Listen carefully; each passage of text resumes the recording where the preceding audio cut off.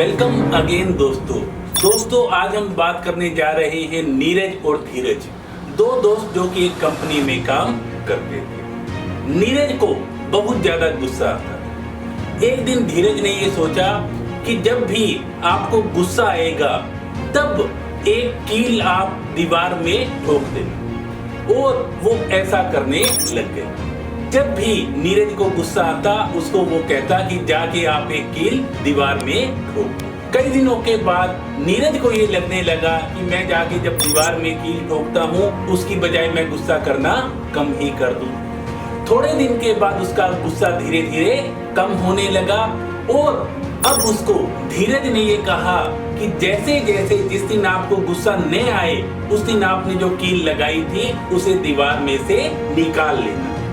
थोड़े टाइम के बाद ये हुआ कि उसको गुस्सा आना धीरे धीरे कम हो गया, और एक टाइम ऐसा आया जब गुस्सा आना बंद हो गया। एक दिन नीरज और धीरज दोनों क्या है उस दीवार के पास जाते हैं और जाके देखते हैं कि कीलें तो निकली हुई हैं, लेकिन वहां पे क्या है, छेद बने हुए हैं, निशान बने हुए हैं। तो अब नीरज और धीरज में आपस में बातचीत होती है, और धीरज नीरज को ये कहता है कि क्या ये जो निशान बने हुए हैं, ये जो छेद बने हुए हैं, क्या इन निशानों को हम गायब कर सकते हैं, निशानों को मिटा सकते हैं? तो वो कहता है कि हम निशानों को पूर्ण रूप से नहीं मिटा सकते। दोस्तों यही हमारे जीवन में होता है।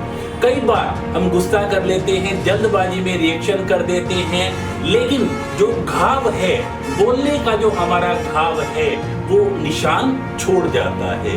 तो दोस्तों आज हम एक नया फॉर्मूला देखने जा रहे हैं। उस फॉर्मूले का नाम है 3P फॉर्मूला। दोस्तों जब भी आप किसी से बातचीत करते हो, कोई सामने वाला गुस्सा करता है, तो पहले P का मतलब है पोज।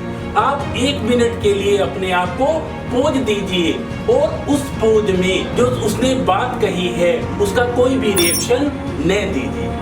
दूसरे P का मतलब है पावर। दोस्तों यदि सामने वाला गुस्सा कर रहा है और आप अपनी पावर दिखाते हो, पावर का मतलब है दोस्तों सहन शक्ति। आपको 2 मिनट उस चीज को सहन करना है, और आपकी जो पावर है वो दोस्तों ऑटोमेटिक ही बढ़ जाएगी। तीसरे P का मतलब है permission. No can be hurt with your permission. आपको दोस्तों कोई भी आपकी परमिशन के बिना हर्ट नहीं कर सकता।